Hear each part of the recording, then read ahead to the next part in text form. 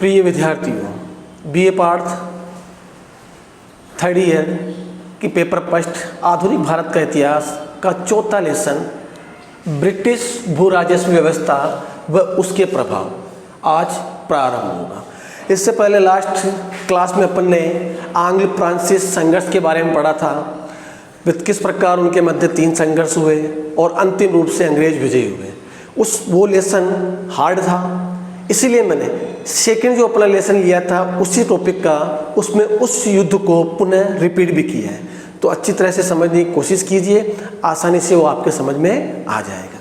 तो देखिए, paper first आधुनिक भारत का इतिहास का जो चौथा लेसन है ब्रिटिश भू राजस्व व्यवस्था व उसके प्रभाव, बहुत ही महत्वपूर्ण लेसन है। ये मान के चलिए भी इसमें से आपके एमडीएस के एग्जाम में क्वेश्चन आना निश्चित है। या तो 20 नंबर का क्वेश्चन आ सकता है कि ब्रिटिश भू राजस्व व्यवस्था से आप क्या समझते हैं वह उसके क्या प्रभाव पड़े, नकारात्मक और सकारात्मक। या फिर 2-2 नंबर के या 4 नंबर के क्वेश्चन, ब्रिटिश भू राजस्व व्यवस्था 3 प्रकार की थी, स्थायी बंदोबस्त, रेतवाड़ी बंदोबस्त और महलवाड़ी बंदोबस्त। तो देखिए, ब्रिटिश भू राजस्व व्यवस्था के बारे में बताना चाहता हूं कि आपको पता है कि भारत प्रारंभ से ही कृषि प्रधान देश रहा है। देश की अधिकांश जनसंख्या इसी व्यवसाय से जुड़ी हुई है और कहा जाता है कि 1757 ईस्वी में, जब आपको बताया था मैंने, प्लासी का युद्ध हुआ था बंगाल में राष्ट्रीय सत्ता की स्थापना। 1757 में जब प्लासी का युद्ध हुआ था और बंगाल पर कंपनी का आधिपत्य स्थापित हुआ था और बक्सर के युद्ध के पश्चात मजबूत स्थिति में पहुंच गई थी कंपनी। तो जैसे ही प्लासी के युद्ध में विजय हुए अंग्रेज, उन्होंने क्या किया, अंग्रेजों ने ये प्रारंभ कर दिया कि किसी न किसी प्रकार से भारतीयों का शोषण करे, ज़्यादा से ज़्यादा धन यहाँ से वो अपने देश ले जा सके, ज़्यादा से ज़्यादा आर्थिक लाभ प्राप्त कर सके। उसी उद्देश्य की पुनरावृत्ति हेतु उन्होंने क्या किया, ज़्यादा से ज़्यादा शोषण किया। उनकी गलत नीतियों के कारण भारत जिसमें अधिकांश जनसंख्या कृषि व्यवसाय से जुड़ी थी, तो कुछ जनसंख्या उद्योग धंधों से भी जुड़ी हुई थी। तो उनकी गलत नीतियों के कारण क्या हुआ कि भारतीय औद्योगिक व्यवस्था पूरी तरह से चौपट हो गई और जो व्यक्ति उद्योग धंधों से जुड़े हुए थे, उनसे व्यवसाय प्राप्त कर रहे थे, वे लोग भी जब उद्योग धंधे चौपट होने लगे तो वे भी कृषि व्यवसाय से जुड़ गए। तो कहा जाता है जब अंग्रेजों को औद्योगिक क्षेत्र से कोई आर्थिक लाभ प्राप्त नहीं हो रहा था जैसा वे सोच रखे थे, तो उन्होंने क्या किया, भाई अब अधिकांश जनसंख्या कृषि से जुड़ी हुई है, तो अब ये करना चाहिए कि कृषि क्षेत्र में कुछ परिवर्तन करना चाहिए, कुछ ऐसा तरीका अपनाना चाहिए कि ज़्यादा से ज़्यादा कंपनी को आर्थिक लाभ, वित्तीय लाभ प्राप्त हो सके। तो उन्होंने क्या किया, अंग्रेजों ने समय समय पर भारतीय भू राजस्व या भारतीय कृषि क्षेत्र में कुछ परिवर्तन किए, जिसका एकमात्र उद्देश्य था कंपनी की वित्तीय स्थिति में मजबूती लाना, आर्थिक लाभ ज़्यादा से ज़्यादा प्राप्त करना। तो देखिए, भारतीय कृषि क्षेत्र में, यानी कह सकते हैं दूसरे शब्दों में भू राजस्व क्षेत्र में, अंग्रेजों ने अपने आर्थिक लाभ के कारण जो परिवर्तन किए उसी का ही इस लेसन में वर्णन है। रिपीट कर रहा हूं, इस लेसन में किसका वर्णन है कि ब्रिटिश यानी अंग्रेजों ने अपने यानी कंपनी के वित्तीय लाभ के लिए जो भारतीय कृषि क्षेत्र में जो नवीन परिवर्तन किए उसी का ही वर्णन इस अध्याय में है। और उन भू राजस्व व्यवस्था से यानी भू राजस्व के क्षेत्र में जो परिवर्तन किए उसका क्या प्रभाव भारत पर व अंग्रेजों पर पड़ा, इसी का विस्तार से वर्णन इस लेसन में है। तो देखिए, पहले हम भू राजस्व व्यवस्था में क्या परिवर्तन किया उसका वर्णन करते हैं। तो देखिए, अंग्रेजों ने क्या किया, समय समय पर वित्तीय लाभ या आर्थिक स्थिति मजबूत करने के उद्देश्य से कुछ भू राजस्व क्षेत्र में परिवर्तन किए, जैसे स्थायी बंदोबस्त, दूसरा है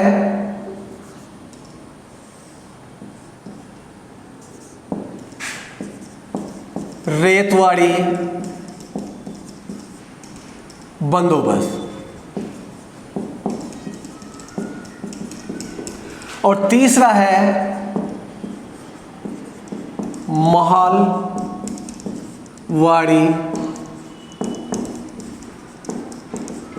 बंदोबस्त। यानी अंग्रेजों ने क्या किया, अंग्रेजों ने भारत के विभिन्न क्षेत्रों में कृषि क्षेत्र में अपने कंपनी के लाभ के लिए कुछ नई प्रक्रियाएं लागू की या नई व्यवस्थाएं लागू की, जिसमें पहला है स्थायी बंदोबस्त, दूसरा है रेतवाड़ी बंदोबस्त, तीसरा है महलवाड़ी बंदोबस्त। तो देखिए विद्यार्थियों, अगर आप लोगों के ये चीज समझ में आ गई है जो कि इस लेसन में वर्णन करेंगे, उसके पश्चात ये तीनों चीजें आपके समझ में आ जाती है, तो यह लेसन आपके बिल्कुल इजी हो जाएगा, क्योंकि आज भी हम कृषि क्षेत्र से ही जुड़े हुए हैं। तो देखिए, इनको आपको तसल्ली से बार बार रिपीट करके इन तीनों को अपने दिमाग में क्लियर करवाना है, क्योंकि 2 नंबर का क्वेश्चन, ये भी 2 नंबर का क्वेश्चन, ये भी 2 नंबर का क्वेश्चन एग्जाम में आ सकता है, या फिर दोनों में से इसके बारे में पूछ लिया, 4 नंबर का क्वेश्चन बना के दे दिया। तो ये चीजें अपने क्लियर होना बहुत जरूरी है, और इसी के बारे में पूरे लेसन में वर्णन है। और 20 नंबर का क्वेश्चन आता है, तो 20 नंबर के क्वेश्चन में भी ब्रिटिश भू राजस्व व्यवस्था कौन कौन सी थी, स्थायी बंदोबस्त, रैयतवाड़ी बंदोबस्त, महलवाड़ी बंदोबस्त, अगर इनके बारे में अपन को अच्छी तरह से जानकारी है कि भाई क्या है ये, इसमें क्या किया जाता था, तो अपन इस लेसन का विस्तार से वर्णन आसानी से अपने मन के अनुसार भी कर सकते हैं। तो देखिए, बात करते हैं अपन स्थायी बंदोबस्त के बारे में। तो देखिए, स्थायी बंदोबस्त जैसा कि शब्दों में ही छुपा है, स्थायी यानी फिक्स बंदोबस्त। तो अंग्रेजों ने क्या किया, जैसे स्थायी बंदोबस्त, इसको लागू करने का श्रेय दिया जाता है चार्ल्स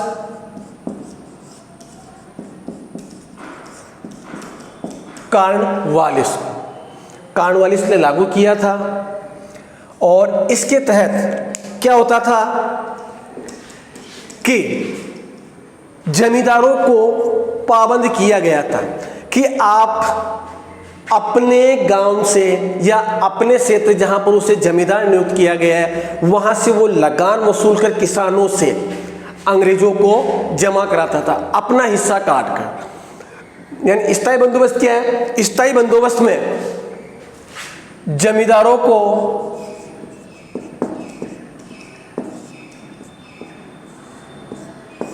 जिम्मेदारी दी गई थी लगान वसूलने की। रेतवाड़ी, रेत कहते हैं किसानों को, इसमें किसी जिम्मेदारी दी गई, किसानों को। भाई किसानों को ही लगान वसूल खुद अपने हाथों से कंपनी अधिकारियों को जमा कराना है। तो देखिए, वापस चलते हैं इसी टॉपिक पर।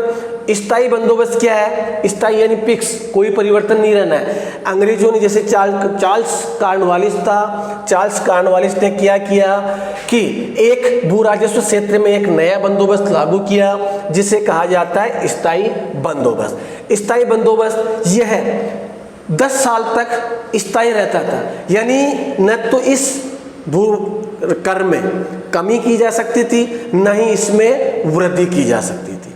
और इसमें लगान वसूलने की जिम्मेदारी किससे दी गई, जमींदारों को। जमींदारों को पाबंद कर दिया, भाई आप जाइए लगान वसूलिए। इसमें क्या हुआ, रेतवाड़ी, रेत कहते हैं किसान को, तो इसमें क्या हुआ, कंपनी ने कह दिया किसानों को डायरेक्ट, भाई आप लोग क्या कीजिए, किसानों को कि आप लोग खुद अपने हाथों से ही कंपनी अधिकारियों को लगान जमा कराएंगे। महलवाड़ी में क्या व्यवस्था की गई कि गांव को, जैसे ये कोई भी गांव है, गांव को एक इकाई माना गया।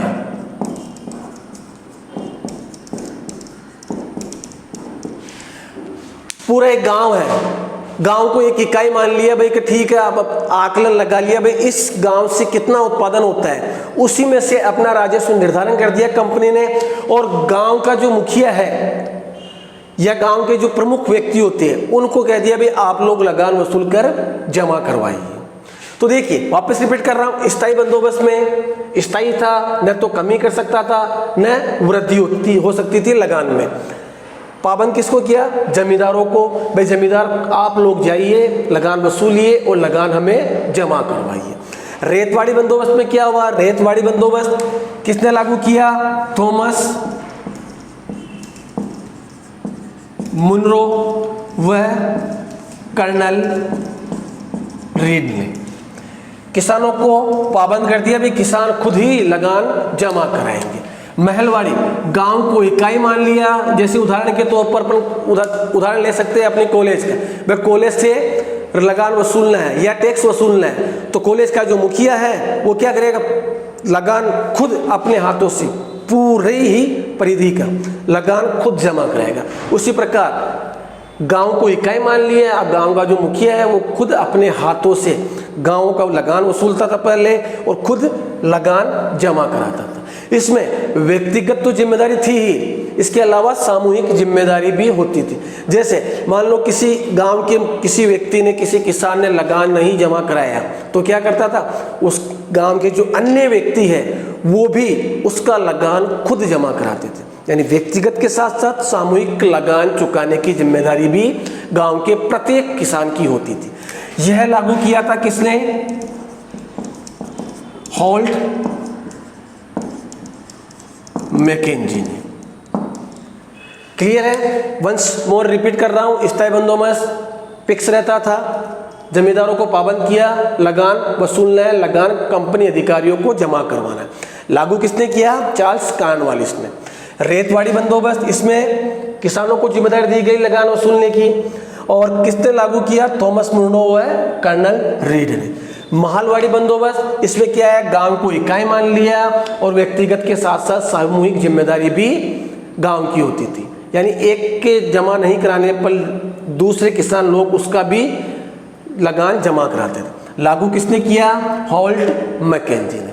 अब इन्हीं के बारे में विस्तार से चर्चा अलग अलग टॉपिक के आधार पर करेंगे। तो पहला टॉपिक लेंगे हम स्थायी बंदोबस्त।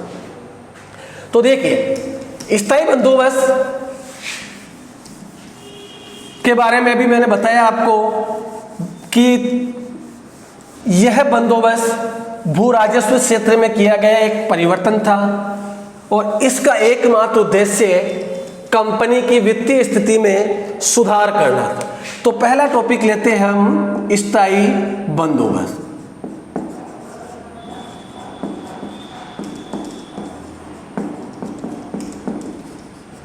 तो देखिए स्थायी बंदोबस्त, अब देखिए इसके जो मैं पॉइंट बनवा रहा हूं मैं आपको इसी प्रकार से आपको पॉइंट बनाने हैं ताकि ज्यादा लेंथली ना हो और अपने को ऐसे ही आसानी से समझ में आ जाए। देखिए लागूकर्ता,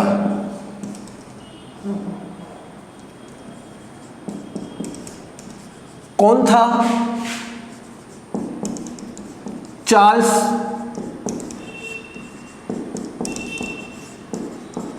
कॉर्नवालिस। लागू किसने किया था? गवर्नर जनरल था चार्ल्स कॉर्नवालिस, उसने लागू किया था। दूसरा, कब यानी कौन से सन को? सीधा सा है 1793 ईस्वी में। किस क्षेत्र पर? तो सीधा है बंगाल, बिहार, उड़ीसा, जो कि 19% क्षेत्र था। यानी जितना कंपनी का क्षेत्र था उसके 19% क्षेत्र पर यह बंदोबस्त लागू किया गया। अब देखिए इसकी मुख्य विशेषताएं।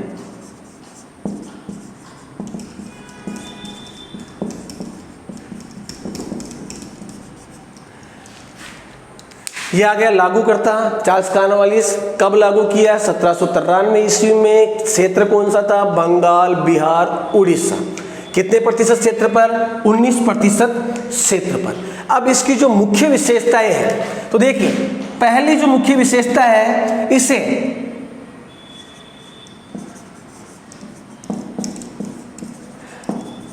जमींदारी बंदोबस्त भी कहा जाता है। तो देखिए क्या हुआ था इसमें, स्थायी बंदोबस्त में जमींदारों को जमीन का स्वामी मान लिया गया और जमींदारों को ही पाबंद किया था कि आपको लगान वसूलना है और लगान वसूल कर कंपनी अधिकारियों को जमा कराना है। इसीलिए इस बंदोबस्त को उनके नाम के आधार पर जमींदारी बंदोबस्त भी कहा जाता है। दूसरा, जमींदार भू स्वामी बन गए। दूसरी विशेषता ये हो गई भाई जमींदार उस जमीन के मालिक बन गए। तीसरी व्यवस्था इसके अंदर अपन ये कह सकते हैं कि यह बंदोबस्त 10 वर्ष के लिए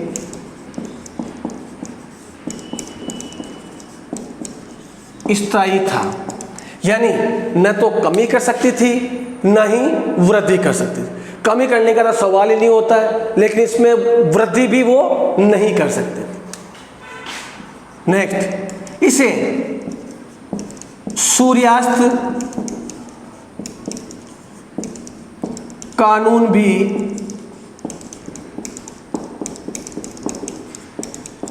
कहा जाता है। सूर्यास्त कानून इसलिए कहा जाता है कि मान लो किसी जमींदार को कंपनी ने पाबंद कर रखा है कि आपको लगान वसूल कर जमा करवाना है तय समय पर। कभी कभी ये होता था कि तय समय पर जमा नहीं करवा पाते तो जमींदार को कंपनी के जो अधिकारी होते थे चेतावनी दे देते थे, पाबंद कर देते थे, भाई आपको फला दिन तक लगान वसूल कर जमा करवाना है। वो दिन की अवधि होती थी सूर्यास्त से पहले पहले तक। अगर सूर्यास्त से पहले पहले जो तय समय दिया गया है उसके सूर्यास्त से पहले पहले तक अगर जमींदार लगान नहीं चुका पाते तो क्या करते थे कंपनी अधिकारी, उसकी जमीन छीन लेते थे, जमींदारी छीन लेते थे। इसीलिए इसे सूर्यास्त कानून भी कहा जाता है। तो ये इसकी प्रमुख विशेषताएं हो गई। कुछ भी ऐसा इसमें हार्ड नहीं है जिससे कि भाई हमें समझ में नहीं आया। सीधा सा जमींदारी बंदोबस्त भी कहा जाता है। क्यों कहा जाता है? जमींदारों को ही जिम्मेदारी दी गई थी सारी, इसीलिए जमींदारी बंदोबस्त कह सकते हैं। जमींदारों को भूस्वामी यानी जमीन के मालिक मान लिए गए जमींदार। यह बंदोबस्त 10 वर्ष के लिए स्थायी था, न तो कमी हो सकती थी न ही वृद्धि हो सकती। नेक्स्ट है, इसे सूर्यास्त कानून भी कहा जाता है। क्यों? सूर्यास्त कानून में तय समय पर सूर्यास्त से पहले पहले लगान जमा नहीं कराता जमींदार तो उसकी जमीन नीलाम कर दी जाती थी, छीन ली जाती थी और नीलाम कर दी जाती थी। तो ये था स्थायी बंदोबस्त। अब देखिए स्थायी बंदोबस्त के गुण भी हैं और दोष भी हैं। तो देखिए इसको मैं हटा रहा हूं यहां से। तो इसके गुण,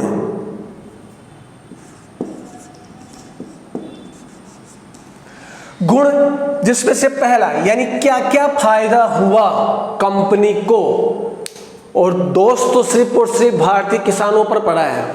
तो गुण में देखते हैं अपन। पहला, कंपनी को लगान वसूलने से मुक्ति। तो क्या हुआ? पहला फायदा कंपनी को यह हुआ कि पहले कंपनी अधिकारी लगाते थे, वे लगान वसूल हो जाके।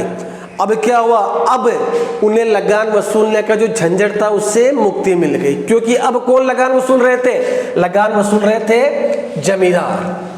तो लगान वसूलने से कंपनी को मुक्ति मिल गई। सेकंड,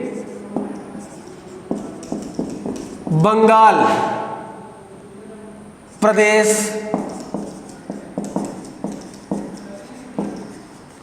संपन्न होना। कहा जाता है कि बंगाल, बिहार, उड़ीसा एक ही प्रांत में आते थे, सिर्फ और सिर्फ बंगाल में। तो कहा जाता है कि इस बंदोबस्त से बंगाल प्रदेश संपन्न हो गया। संपन्न इसलिए हो गया क्योंकि ज़्यादा से ज़्यादा उत्पादन करना था, खाद्यान्न उत्पादन, तो ज़्यादा से ज़्यादा, क्योंकि जमींदारों को लाभ भी ज़्यादा होना था, इधर किसान भी ये सोचने लगे कि ज़्यादा से ज़्यादा उत्पादन होगा तो ज़्यादा आय उनके पास बची रहेगी, प्राप्त होगी। तो इसीलिए क्या हुआ कि जो ज़्यादा से ज़्यादा कृषि में तन मन से जुट गए, इसलिए बंगाल प्रदेश संपन्न बन गए। तो तीसरा, भूमि की उर्वरा शक्ति में वृद्धि। अब ज़्यादा से ज़्यादा लाभ कमाना है, किसान सोचते भाई मैं भी ज़्यादा लाभ कमाऊँ, जमींदार सोचते थे ज़्यादा उत्पादन हो तो ज़्यादा लाभ मिले, क्योंकि उसे कंपनी 10% देती थी, किसको? जमींदारों को लगान वसूलने का। जितना लगान वसूला गया उसका 10% हिस्सा जमींदारों को दिया जाता था। तो देखिए, तो अब क्या हुआ, जमींदार किसान सब सोचने लगे कि ज़्यादा से ज़्यादा जो बंजर ज़मीन है उसको उपजाऊ बनाया जाए ताकि ज़्यादा से ज़्यादा उत्पादन हो। तो क्या हुआ, इससे जो अनुपजाऊ भूमि थी उसको उपजाऊ बनाया गया, उर्वरा शक्ति जिसकी कमज़ोर थी उसमें वृद्धि की गई। किसके लिए? सब अपना लाभ सोच रहे थे। इसके अलावा नेक्स्ट है, कंपनी को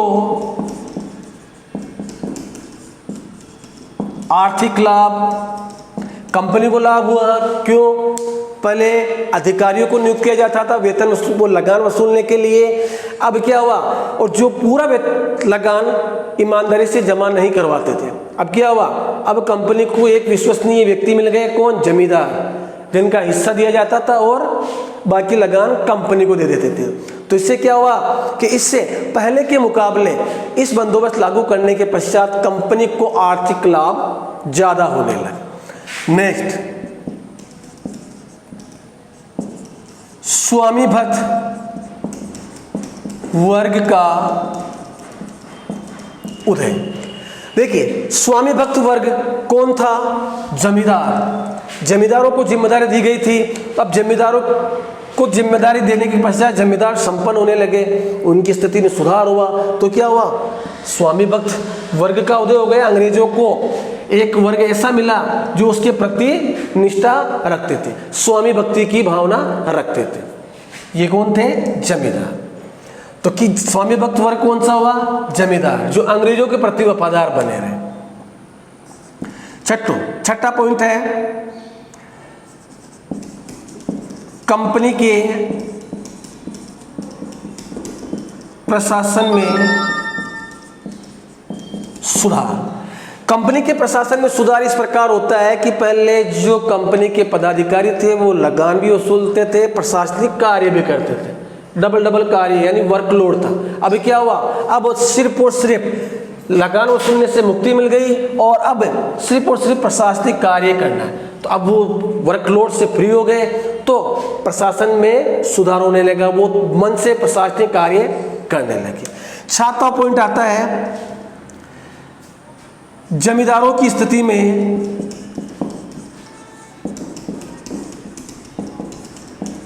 सुधार। जमींदारों की स्थिति में सुधार किसकी वजह से हुआ? स्थायी बंदोबस्त लागू किसने किया? अंग्रेजों ने। यानी 10% हिस्सा अपने पास रखते थे, तो इससे क्या हुआ, उनकी जो स्थिति पहले बिल्कुल निम्न थी अब वो वैभवपूर्ण जीवन जीने लगे। तो इस प्रकार ये तो इसके गुण थे, और अब इसके जो दोष हैं, दोष के बारे में भी चर्चा कर लेते हैं ताकि अपना ये स्थायी बंदोबस्त कंप्लीट हो जाए। तो देखिए, ये हो गए इसके गुण और अब इसके दोष। दोष में पहला पॉइंट आपके आता है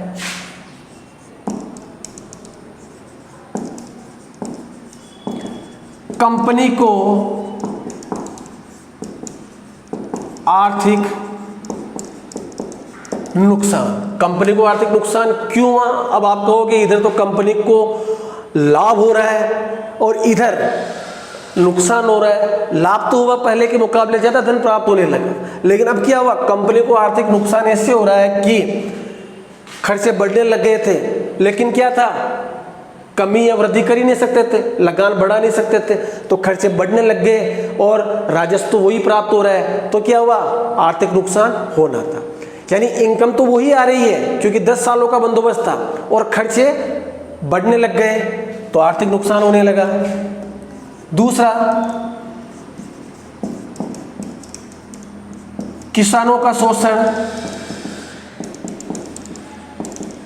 किसान वर्ग का तो शोषण होना ही है, कोई सी भी भू राजस्व नीति हो, हर में किसानों का शोषण हुआ है। ज़्यादा से ज़्यादा लगान वसूलना, जमींदार क्या करते थे, ज़्यादा से ज़्यादा लगान वसूलने की कोशिश करते थे, इससे किसानों का शोषण होता था। कहा जाता है कि ऐसी कंडीशन आ जाती थी कि किसानों के पास खाने के लिए भी अनाज नहीं होता था और कई बार तो लगान चुकाने के लिए, क्योंकि मान लो अकाल पड़ गया तो भी लगान तो देना ही है, तो लगान चुकाने के लिए वो सेठ साहूकारों से उधार लेते थे, ब्याज पर पैसा लेते थे और उनका कर्जा चढ़ जाता, ब्याज चढ़ता जाता, जिससे किसानों की स्थिति बिल्कुल निम्न, यानी रहने खाने पीने सबकी समस्याएं किसानों के सामने आनी थी।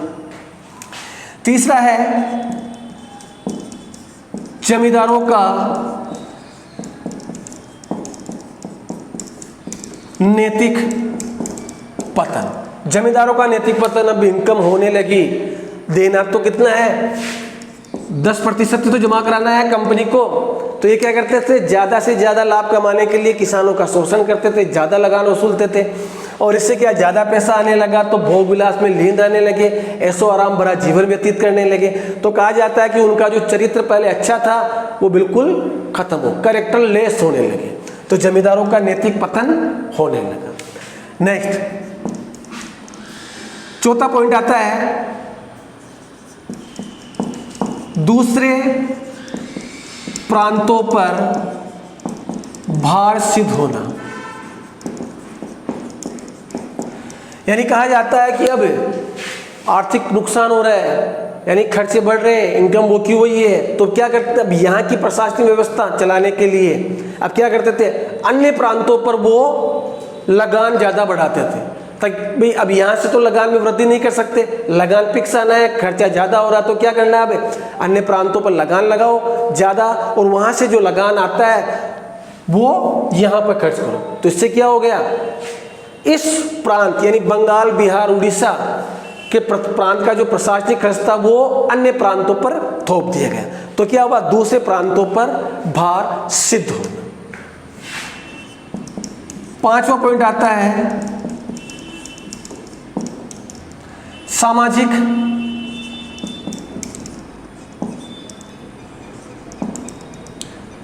विभेद। मतभेद की जगह अपन इस पॉइंट लिख सकते हैं सामाजिक विभेद की स्थिति, यानी सामाजिक विभेद, समाज में अंतर होना। तो अंतर क्या हो गया, जमींदार तो संपन्न से संपन्न होते जा रहे थे और किसान की स्थिति कैसी हो रही थी, बद से बदतर होती जा रही थी। यानी समाज में सभी वर्गों का बराबर रहना ही सामाजिक समानता कहा जाता है। लेकिन यहाँ पर क्या हुआ, सामाजिक विभेद की नीति का पालन हो रहा था। जमींदार धनी से धनी होते जा रहे थे और किसान बिल्कुल निम्न से निम्न होते जा रहे थे। छठा पॉइंट है राष्ट्र विरोधी होना। क्या हुआ, यह बंदोबस्त राष्ट्र विरोधी भी कह सकते हैं इसे, क्यों, क्योंकि एक वर्ग यानी जमींदार वर्ग अंग्रेजों के प्रति स्वामी भक्ति की भावना रखने लगे। वे अपनी जो संपन्न स्थिति थी उसके लिए वे जिम्मेदार किसको मानते थे, कंपनी को। वे कंपनी की वजह से ही आज हम ऐसो आराम भरा जीवन व्यतीत कर रहे हैं। तो जिम्मेदार कौन है हमारे अच्छे के लिए, कंपनी। तो कंपनी का तो हमेशा ही साथ देना है, चाहे वो अपने देश के विरुद्ध ही क्यों न हो। अतः जमींदार वर्ग ने हमेशा कंपनी व कंपनी के पदाधिकारियों का साथ दिया बजाय भारत के। तो क्या हुआ, ये राष्ट्र विरोधी सिद्ध हो गया ये बंदोबस्त। तो देखिए इस प्रकार अपन ने ब्रिटिश भू राजस्व व्यवस्था व उसके प्रभाव लेसन में पहला पॉइंट पढ़ा स्थायी बंदोबस्त, जिसमें अब सारा बताया मैंने, लागूकर्ता कौन थे, कब लागू किया गया, किस क्षेत्र पे लागू किया, मुख्य विशेषताएं क्या थी और स्थायी बंदोबस्त के मुख्य गुण कंपनी को लगान वसूलने से मुक्ति। रिपीट कर रहा हूँ ऑफिस, लगान पहले खुद वसूलते थे लेकिन अब जिम्मेदारी दूसरों को दे दी तो मुक्ति मिल गई। बंगाल प्रदेश संपन्न हो गया, ज़्यादा से ज़्यादा उत्पादन होने लगा, सब अपने लाभ के लिए उत्पादन करने लगे।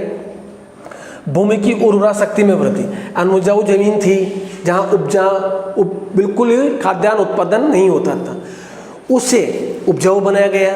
उर्वरा शक्ति कमज़ोर थी तो उसको सही किया गया ताकि ज़्यादा उत्पादन हो। किसान भी ऐसा सोचते थे, जमींदार भी ऐसा सोचते थे। इस प्रकार भूमि की उर्वरा शक्ति में वृद्धि हुई। कंपनी को आर्थिक लाभ हुआ।